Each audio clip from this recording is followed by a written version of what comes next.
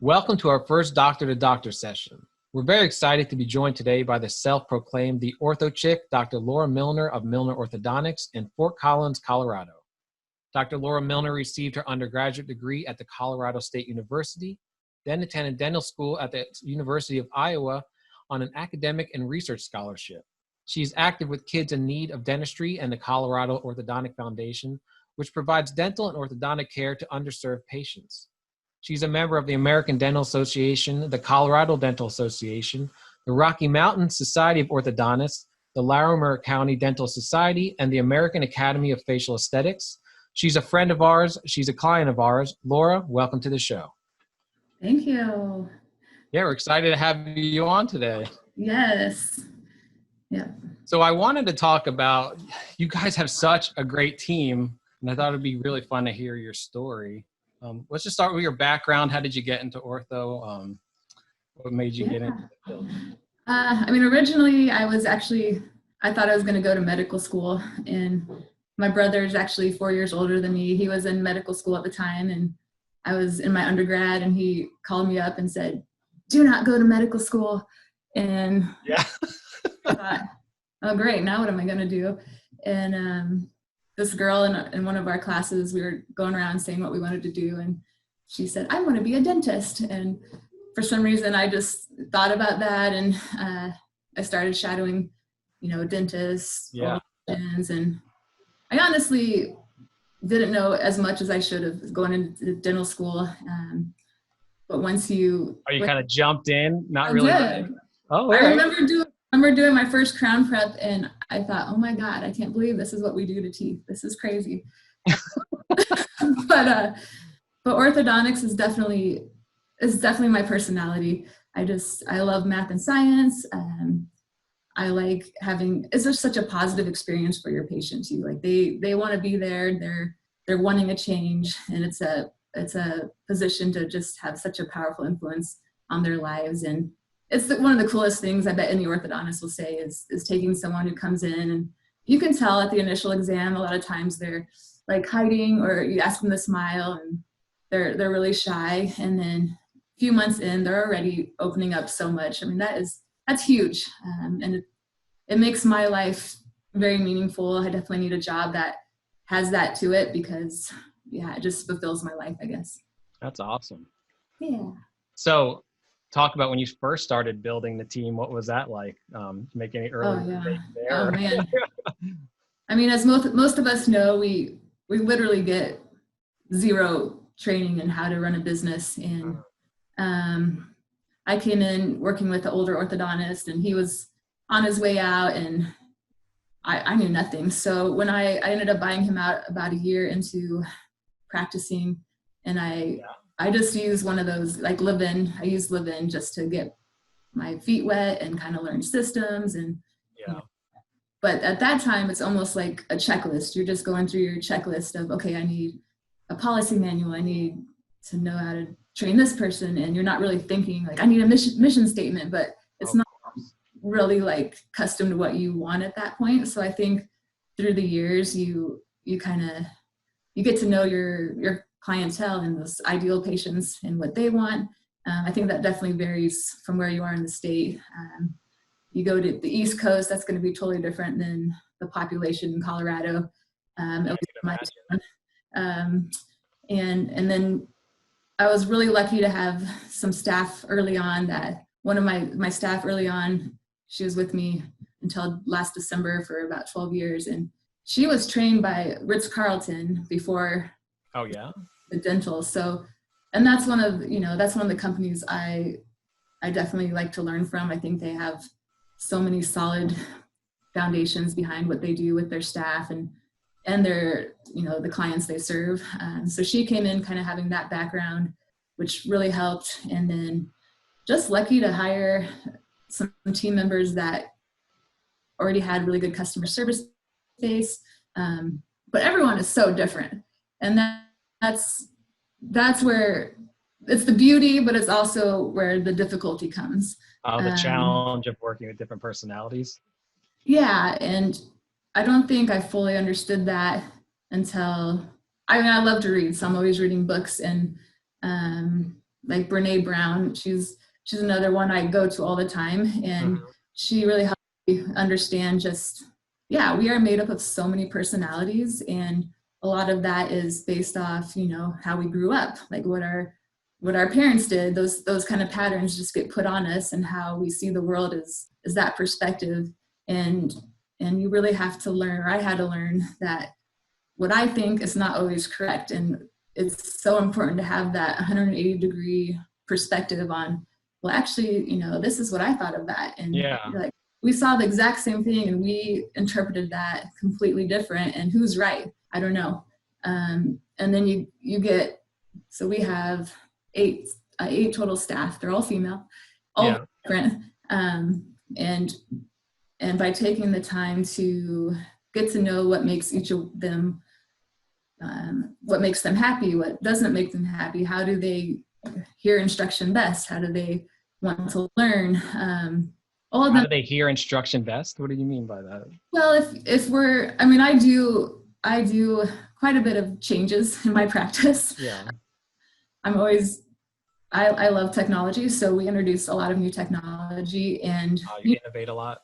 Yeah, as all of us know, there's that, you know, some people love change and are all on board, and there's others that it freaks them out. And yeah, I can imagine. You have to respect that, and then kind of be able to tailor your meetings so that you're like aware of everyone's personality, and making sure there's always going to be stresses when you do something new, of course, but just trying to manage that. And another big thing is just giving them permission to fail. Like, that is huge. And that's something even I hated failing.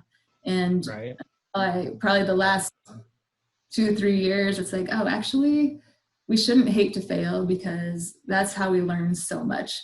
And we want someone to try something, but we can't get on them if they try that and they're not perfect from day one.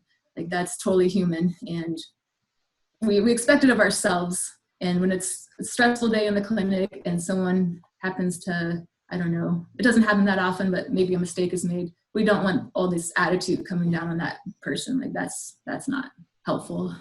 Do you have to restrain yourself sometimes as you want to? Not really. Honestly, it takes a lot to get me, and my staff will tell you that. Yeah. It's a lot to get me riled up. That's nice for them, for sure. It is. And I mean, they're their own worst critic, though. Tears happen at our office with staff frequently. I mean, we are girls, but someone will forget to put an open coil spring in, and they come in and like, I forgot to do that. And they're beating themselves up so much, like tears. And I'm not going to come down on them for that. Like, if it's a big deal, get them back. But if it's not, it's not a big deal. And the fact that they even care that much just says a lot about how engaged your team is right now. Because I can imagine other team members in other practices, they'd be like, well. Yeah. I mean, I wasn't like that coming out of dental school, but I learned pretty quick that you need to not sweat the small stuff, because you want to build your team members up. You want to empower them. And we talk about that too. Like, it's hard to brag on yourself, but if I'm bringing a patient back who's nervous about getting an expander for the first time, I say, oh my gosh, you're with Kim today. She's delivered about 10,000 expanders in her life. So you're in such good hands. And just like doing that little pass off empowers that team member now to feel good. They don't have to brag about themselves like, oh, I've done this. Like, it's me telling the patient, and it just kind of sets that at ease. Oh, that's a great tip. You're praising them right in front of the patient. Yes. So you're helping the patient and really the team member. You're getting to praise the team member when it really matters too. Yes. So we try to do that because it's just a good experience, and it feels good to be able to appreciate the staff member too. And they like it too. You know, that's probably the number one thing I've learned is employees want more appreciation. Like, they would take that over pay raises, because it just serves. Oh yeah, I've seen several people say that. Yeah, so it's an easy way to kind of do that. I still think I need to work on doing that more, but that's one way to kind of fit it in, I guess. So what are other ways you show appreciation for the team that you found work? I try to be really generous, first of all, with benefits, pay, I like to take them to the spa and have a spa day. We'll do like at the end of the summer, we'll rent a boat and go out on the lake. So I mean, they love it. They like all those things, and it feels good on my part. I've actually probably learned a lot from. Hopefully, my dad's boss can't access this recording, but Yeah. They're the worst. And when I hear my dad's how he feels about some of the decisions they make, Yeah. It goes back to me to just realizing like we are dealing with human beings. We need to treat everyone as a human being with respect. And I think I eat lunch with my staff almost every day of the week, and what that does is it gets you to know their home situation. We talk about everything. We talk about groceries and like our groceries, and it's really humbling to even. Some of these staff really live paycheck to paycheck, and their budget for groceries, it's humbling to me. Like, if I can pay them more, why would I not want to do that? And that's one thing I do just because they work their butts off for me. And if we're succeeding, I want to make sure that they feel like they're part of that, because they are. I could never do this without them. That makes sense. So the pay is reflecting how great an employee they are and a team member, right? So yeah. You're getting it back anyway. Mm-hmm. That's interesting that you eat lunch with them every day. I've never heard anyone say that before. I know. And it's not for everybody, but if I don't have a meeting, then I'll go downstairs and we'll sit. There's a group of us that sit around the table, and you learn a lot about your employees. And you can, we talk about being like, when we're ready to work, it's almost like working at Disneyland. You have to be on. You don't want to go to the orthodontist and have your assistant be like, oh, my day's okay. Like, even if that's how you feel, you have to act. Same thing if you go to Disneyland, you don't want to catch Cinderella on a bad day. Like, and they'll have a big, before Cinderella goes out, she has time where she sits there getting into character and practicing her signature and just getting in the mood. So we talk about that. But when you can have that downtime with your staff, you learn what's going on at home, like whose kids are struggling and causing stresses, and whose husband maybe got laid off and they're stressed out about that. Or, there's a lot of things that are going on in our lives, and we grow up so differently that all that goes into our personality, and just being able to mesh all those things, I think, has helped me relate to everybody. Yeah, I've heard, never judge someone because you never know what's going on in their life. So, but I can imagine if you actually did know what was going on, it would help you so much to really empathetic with them. Mm-hmm. All right. So what do you do? What are some techniques you have when you need to maybe correct behavior? Yeah. How do you go about that? And to be clear, things are not like cloud nine all the time by any means. Yeah. We've had some difficult things throughout. I've been in practice 12 years, so we've gone through things, and one part is we actually have spent this last year kind of learning how to have those difficult conversations. It's actually in one of Brene Brown's books. She calls it rumbling, but rumbling with these hard conversations, awkward conversations. I don't like conflict, and most people don't. Yeah. He does, so he's weird, but but it basically kind of sets down some ground rules for when we need to talk about things. And, if you can't solve it at an hour and it's not going anywhere, then you say, hey, we're going to take a break today. Let's focus on thinking about solutions and come back and try it, see what we come up with. We just changed the system right before the coronavirus kind of shut everything down, just to try to make the back feel more like each one is working the same. Because sometimes you get certain employees that are fast and they feel like they're doing more work than some of the other employees, and I can imagine, yeah, starts building up resentment. So things come up like this all the time. All you orthodontists know this for sure. So we're going to have another staff meeting Thursday just to review those things. And I always tell them, hey, this is what we agreed upon. Like, we agreed upon what we want to try.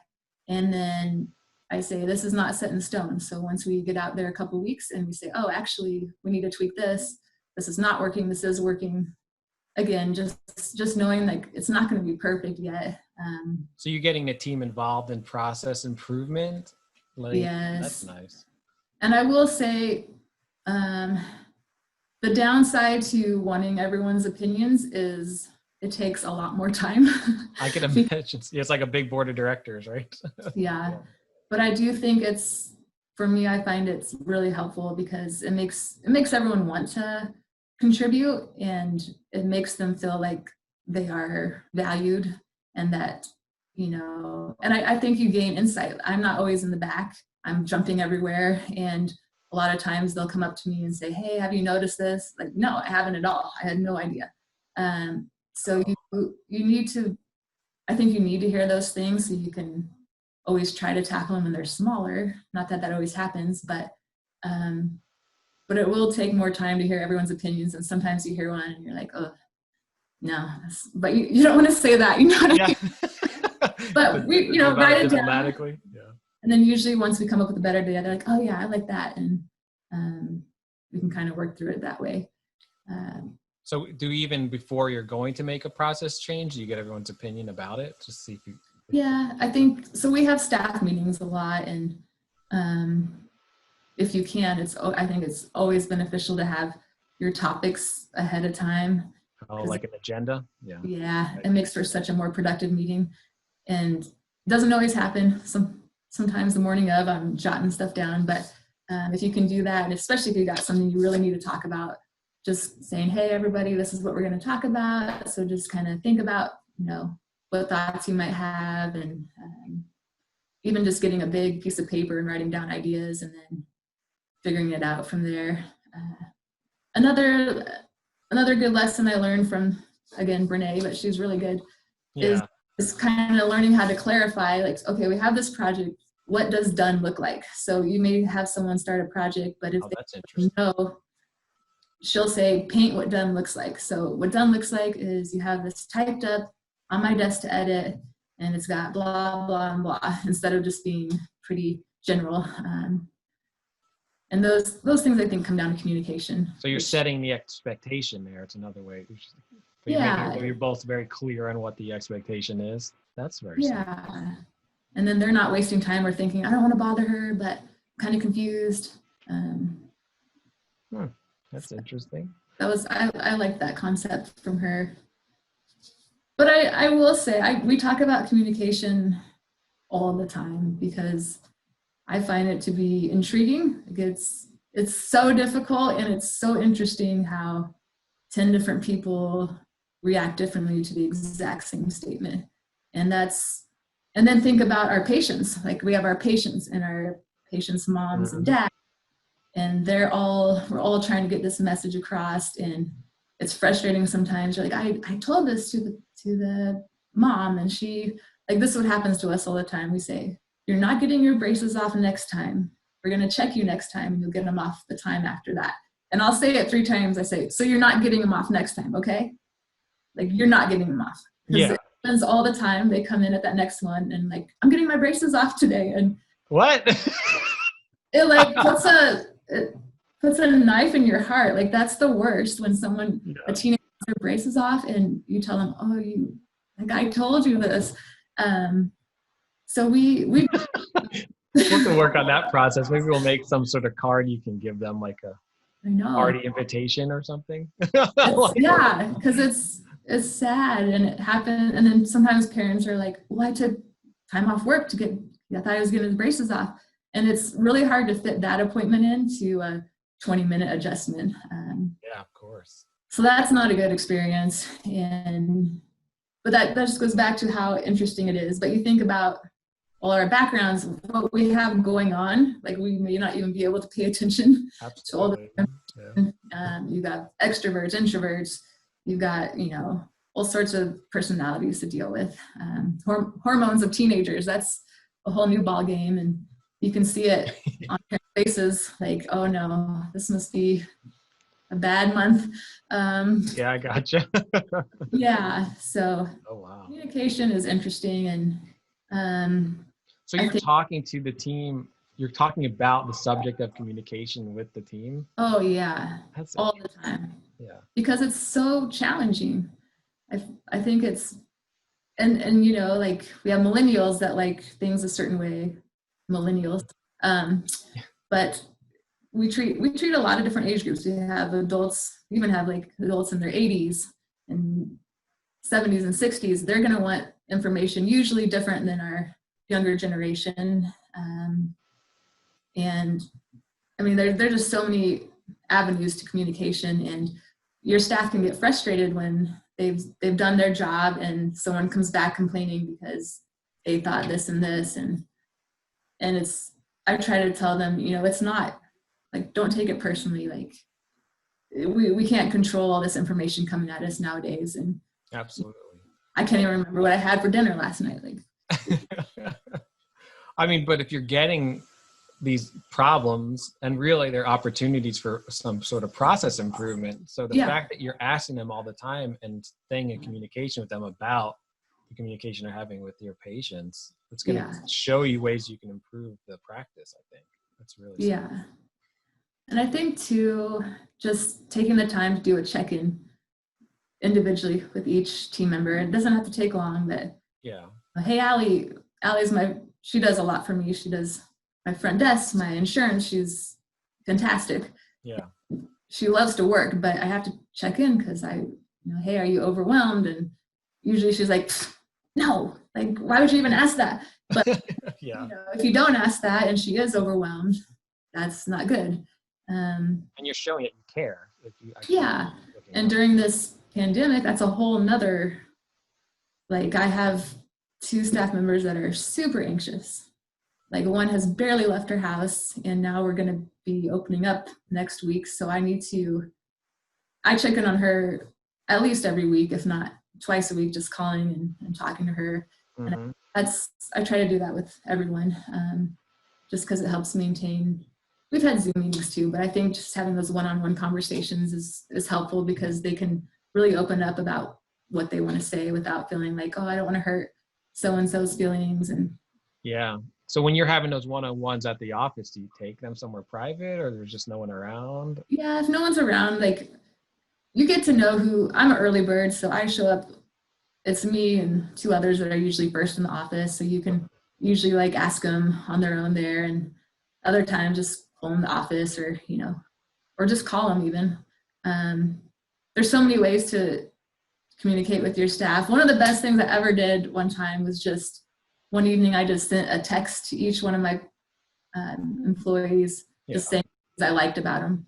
And just like, so, you know, like, these are their personality traits I really like, and you're doing a great job. And it felt good on my part. It was genuine. It came from my heart, and it felt good for them too. Hard to do with a big staff. Like, I know some of these things, I'm lucky because I have 8, and I like it that way. I don't want to much more. 7, I found 7, 8 is about the best for one supervisor. And that's basically that hat you're wearing. Yeah, I guess that's what you'd have to do, is just have more supervisors. So that's a good size. That makes sense. So how do you do performance reviews? How do you handle that? Yeah, we do. We usually do yearly reviews, but what I've been wanting to go towards, which I've heard in some different seminars and books, is just immediate feedback. Okay. So I think a lot more effective, and they can learn from it right away. So it's usually like, you know, maybe you hear someone who says something out there. I can hear everything from my office. So if I hear something, which doesn't happen that often, but to be like, hey, you know, maybe try next time saying this instead. It just comes off a little better. Like, they're gonna, oh, okay. If you try to say that same thing 3 months later, they don't know what you're talking about. Yeah, of course. That makes sense. Also, then maybe the performance review is almost like a recap of things we've already talked about. Yeah, I feel like that's more effective for me. And maybe I just haven't found the right yearly performance reviews to do. No, I mean, no, they're never fun for anyone. No, I hate them. They're awkward. Yeah. Yeah, we were just talking to an engaged practice growth specialist, and they were saying that that's kind of out, that idea, but I wasn't fully understanding what she was suggesting we do instead, but I think it was interesting. Yeah. It was more like the real-time feedback like you're talking about. Yeah. I will say I have a few that do like the yearly, like a few employees that like it. So I think it's just because they want to set goals. We like to set goals too. I actually, usually at the start of every year, we rent out like a nice meeting room, like in a cool downtown hotel, and we spend the goal setting, and we do business as well as personal. And I think like, oh, that's smart. You mix the personal goals in there so they're getting something for their own home lives out of the meeting. Yeah, and it builds, when you're vulnerable with what's going on, it builds trust within your team. And I know, like, I sincerely want the best for each team member. Like, I want them to succeed in life. I pay, some of their health insurance premiums, but when I look at that number, I pay 50%, and I think, oh my gosh, they have to work this many hours just to pay their insurance. It bothers me. And yeah, I gotcha. And so I generally want them to succeed, and I think they would say they feel that from me. But that's my goal for sure. So one main piece of advice is like you genuinely care about your team. I mean, it's you just being authentic when you take these actions. I mean, that's huge. Yeah. And if you're not that person that can genuinely do that, then obviously hire a manager that can. Yeah. It's not for everybody, for sure. And it might be awkward if you're a male, I don't know, but if you're a male orthodontist, you'll probably have to approach it a little different, I would think. I was thinking that as you were speaking, there's some things that would be different, but most aren't. I mean, you could do it. Yeah. You'd have to just feel it out. Like the lunch thing, I'd have to feel that out with my team. Yeah. Like, do they want me to hang out or not? Or maybe just or Like, sometimes you can do like a walk with your boss. Like, I walk at this time every day, and if you want to come talk to me, just come walk with me. Yeah, we used to do that too. Like, just some different ideas to get your team together. I hired my personal trainer to do a class with us once a week, and he worked on not only good exercises to prevent, our work-related injuries as being an assistant or front desk. So, but then we did it as a team, which it was cool. I really liked that. And I think our team liked it too. Yeah, so you're offering a lot of personal growth opportunities for the team. That's interesting. Yeah. And think about what your main thoughts were in your 20s versus where you're at now. Like, there's so much growth that happens years, and I've got staff that I've got 2 in their 20s, 2 in their 30s, 40s, and a 50-year-old. So that's a lot of different generations to get together, and we're on different parts of our life cycle, and I am pretty focused on self-growth anyway. But I think it's fun for me to kind of mentor the younger generation and just kind of guide them on their life, I guess. Yeah, so you're taking more than just a supervisor role. You're really it's almost, you have a family, it sounds like. It is, for sure. They are. And I'm genuinely invested in them, and I have their back for sure. That's awesome. All right, so if someone's having trouble with their team, is there anything you would suggest they kind of start off doing? Is there like a baby step to get towards this sort of team dynamic? I think depending on if you can really nail down the big bullet point of what's going on, like is it the front to back dynamic is clashing? I think kind of outlining those steps, and then, it's not overnight for sure, but being able to sit down and have an open conversation, an honest conversation with everyone. And I would even set boundaries too. So, like, it's okay to be emotional about this, but it's not okay to lash out at somebody for their behavior during this, just so everyone's really clear. And just start listing out solutions and where you want to start. And it may come down to evaluating each staff too, and see if one's just not a fit for the culture you want, which can happen. I do have my newer staff who's still learning. I will say we tend to be like, we pride ourselves on customer service, which I know a lot of offices say, but that's like our number one. We want that over the top experience. So it's a learning process. You're not there overnight, depending on what your background is. And so she may get a complaint. And so when I go talk to her about it, she's very upset, like not because the person complained about her, because she generally didn't, like, I didn't want them to have that experience. Like, I don't want that to happen again. So if that's the response you get, you know their heart's in the right spot. You just need to figure out how to train them to that position you want. But if you have someone that goes the other route, like, oh, the patient, then, you know, maybe that's not the best fit. So when you're hiring, are you more concerned with them being a good culture fit than maybe their experience? Definitely. 100%. And I mean, you see people when you go out too, that like to different doctor offices or even Best Buy. I was in there and the customer service from this gal I had was so good. I'm like, man, I would hire her. Like, you can just tell when they have it. And that, and I think that you can teach that, but if they already have it naturally, then wow. That makes your job way easier. That's great for anyone looking for a job. We do have a couple questions, I thought. Okay. Would be a good time. Yeah. Natalie wants to know, what is the best way to encourage assistants to fill out treatment card notes accurately and thoroughly? After they end the appointment? Yeah, I guess so. Yeah, we do have one staff member that routinely forgets.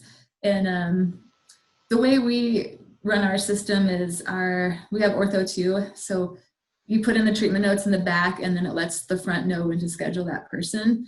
Mm-hmm. Like, we need the notes in there. But this one particular team member will sometimes just put the weeks, and she'll say, I'll come back and write the notes, but then it doesn't happen. Yeah. But then we also print out like a no record chart at the end of the day. So when it's that same person kind of showing up, like everyone sees it. It's like, oh, those are all so-and-sos. The first step is measuring it and know it's happening. Yeah. Yeah, exactly. Okay. And then, like, you know, the person who is my staff, I can joke around with a little and be like, you got to do this. Like, and it will take them a little bit because they get in patterns of doing something. So you can't get super frustrated, even though we may have a personality where like I do, where I just want to be told something once and I got it. So many people are not like that, which took me a while to learn as well. And so trying not to get frustrated, but for a few weeks, you may have to give them a morning reminder, like, okay, today your main goal is getting your treatment charts in, like chart notes in. Like, it's super important, which it is. Like, if you ever, you know, got audited or had to give your chart notes to trial or something like that, you want really good chart notes. And you said, like, you've met with them, like, in the morning, like, today, this is your main goal to kind of get it into their brain. Yeah. So this is all this is what I want you focusing on right now. And just having continuous feedback. But I have had that problem too. So I think that's where I would start. Cool. All right. Michael wants to know, do you have any tips for hiring that make it more likely that you find good talent that fits your culture? Yeah. So it's nice if you can actually take your time hiring, which I know is not always the case. And it seems like, I mean, one time I did take my time and it took like 5 months to find a good fit. So I think personality tests are actually, I don't think they're a bad idea. Mm-hmm. Give your applicants a personality test, and definitely doing a working interview, and have your staff, you know, kind of see what they think about their personality. I think it's hard, and just getting their application and then having an hour to sit down with them is too little of time to really get to know what they're going to be like in a group setting. So if you can do that work interview, definitely. What does that look like, a work interview? It's just one it's where like if you're hiring for an assistant, they would come in and basically work as, if they have experience, they can do some of the procedures, and then it gives your team a chance and yourself a chance to see how they, react with patients, with other teammates, what questions they have. So again, you're engaging the team, because this is a big, Yes. to affect everyone, of course, the decision. Yes. And I would say if you have someone on your team that is just really good at reading personalities, if you don't have that skill, have them do an interview with them as well, because for one thing, it's not the doctor you're talking to, so maybe they will relax a little. But yeah, the more you can have them around, the more you'll get to know their personality. Front desk and treatment coordinator, like front desk, ooh, that's such a big one. Where those are the ones that if you are at a doctor's office where you like someone and it's like, man, you almost want to hire them that way. Or if someone comes across just with a great personality and you're slightly underemployed, maybe you take that employee on at that point instead of being forced to hire someone in 2 weeks because you need to fill a spot. Michael's asking if you do background checks. I have done background checks. I haven't routinely done that, but based on some circumstances I've been through in the last couple of years, not necessarily in my practice, but we have 2 dentists in our office as well. I actually definitely think that's a great idea. Yeah, we did. We got the same advice a couple of days ago. Yeah, that makes sense. Mm-hmm. Okay. Yeah. So in general, what do you think is your secret sauce, would you say? Secret sauce. Man, I think it's a secret. Okay, I will say for a while there, I kind of had this fear of missing out. I mean, I do a lot of continuing ed and I'm a sucker for books. So, every time they say, you got to read this book, I'd be downloading it and putting it on Audible and listen. I can listen to them pretty fast, but you don't really digest that. And what I found now is if you can gravitate towards 1 or 2 authors that really speak to kind of what you want to create in your office and take them to break those down. And actually, I do a book club. I forgot to mention that. I do a book club too, staff. So every Tuesday, it's only 20 minutes. I put on Audible, and it's usually a business-related book. We're doing Brene Brown's Dare to Lead right now, and you guys just listen to it together for 20 minutes? Listen to it for 20 minutes, and it's great. A lot of my staff have not read a book in years, and they're like, oh my gosh, I'm reading a book. They also like to learn, though. I do take them to a lot of continuing education classes, but it's just a nice way to have everyone hear the information together from a third party, so it's not me just like, that's so true. Yeah, read another book and this is what I think. Yeah, because it's easy to do that, but it's like a third party, and then that book is great because it helps you do tough conversations and how to be a better leader, and it helps you get to know each person and what makes them tick, and that's a great book. So yeah, so your personal development is you're like that value, that's you're really pushing it throughout the office. I mean, that's cool though, because we talked about a couple of weeks ago how you really need to have your brand, your culture, your values when you're building that, and because that is going to be what the practice is about. So taking actions to make sure that is ingrained in your team.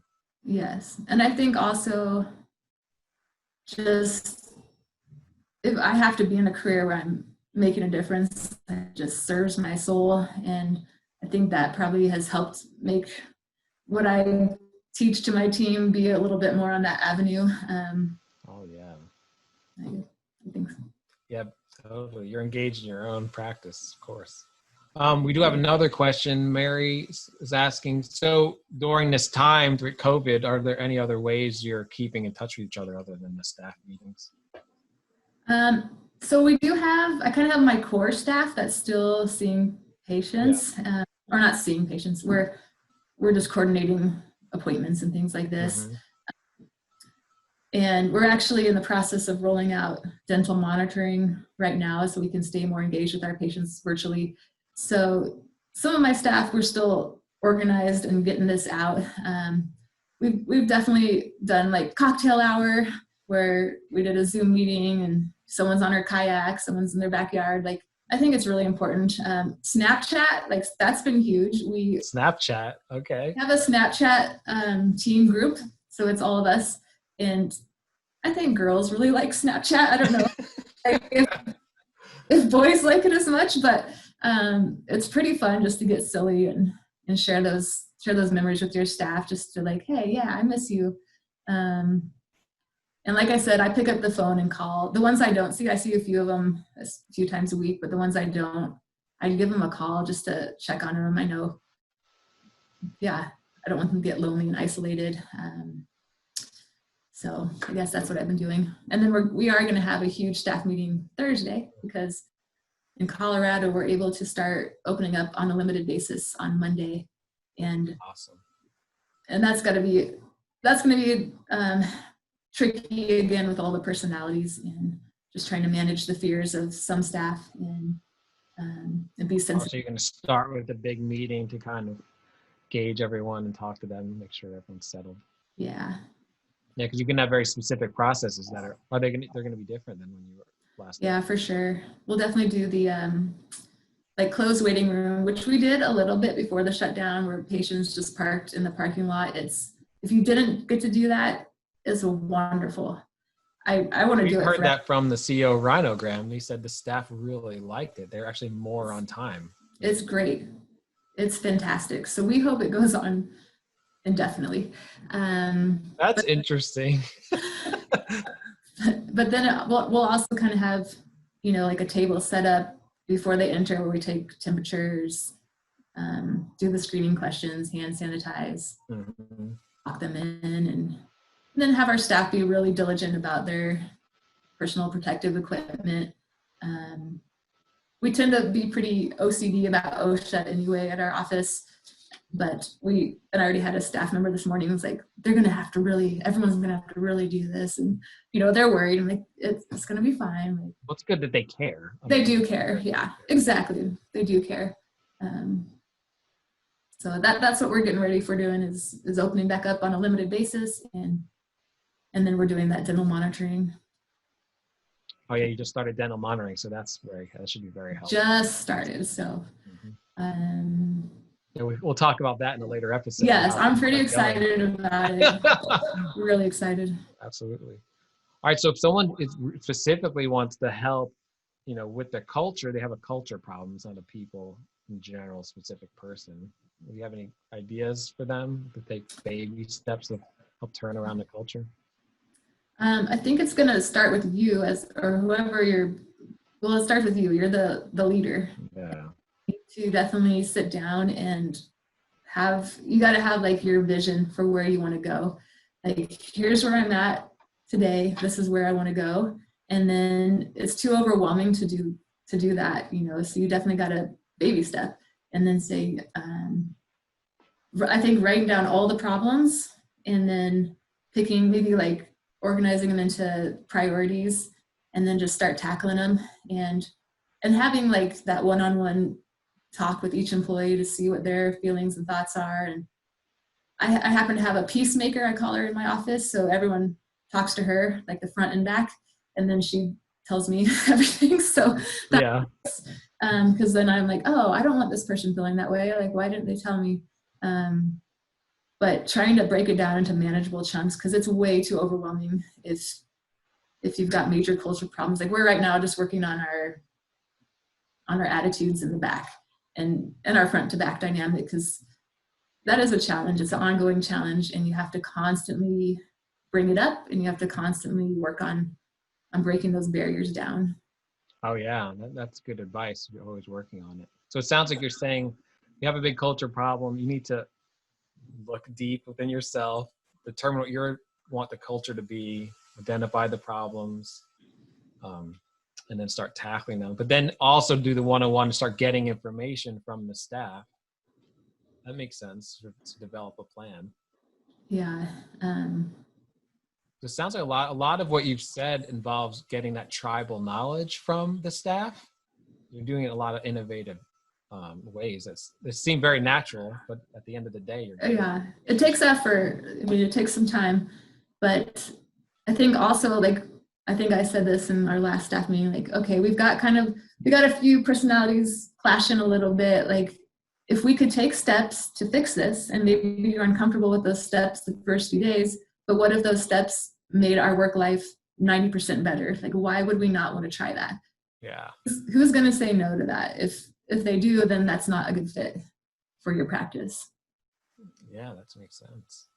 But you definitely have to be like the captain and say, like, outline your goals for your culture and say, this is what I want, and this is what we're striving for, this is our goal. And then they actually can, then everybody knows this is where we're going towards. If you just kind of are more general, like, we're going to improve our team culture. Well, what does that mean? Like, what? Yeah, it's too you gotta be more specific. Like SMART goals. I remember that whole specific, measurable, achievable. Yeah, exactly. Exactly. Something else. Figure the art is. Dr. Chase is wondering, for new patients, are you having them take photos of themselves for video conference before the office visit? What program for the patients that take the photos? So yeah, I'm just kind of diving into the virtual world.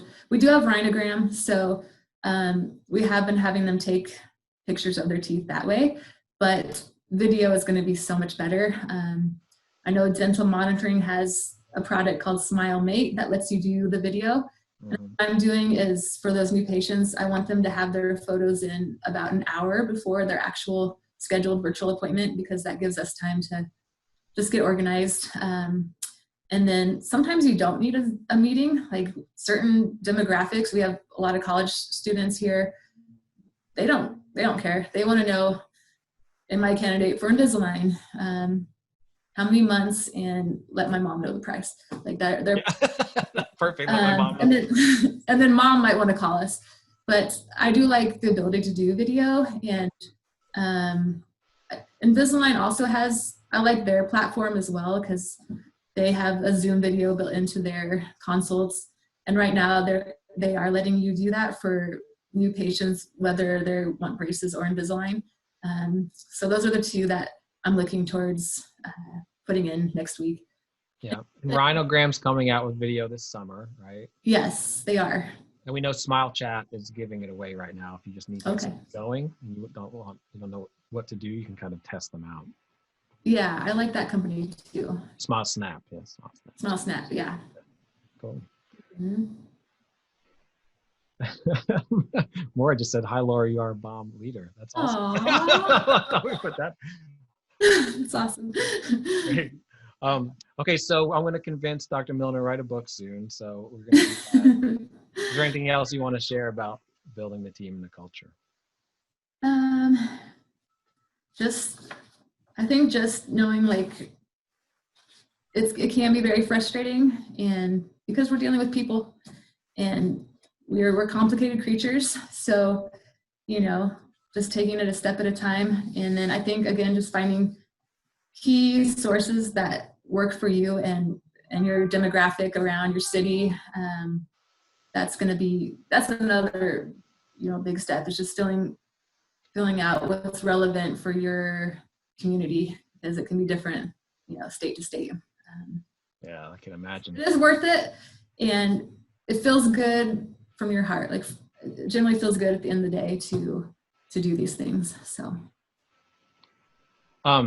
what is the first Brene Brown book would you say we should read? If you're looking towards leadership, this is the one, Dare to Lead. It's really, really good. And she even has a workbook. I listened to it on Audible, and then I bought all my staff a copy of this book, and then we listened to it on Audible.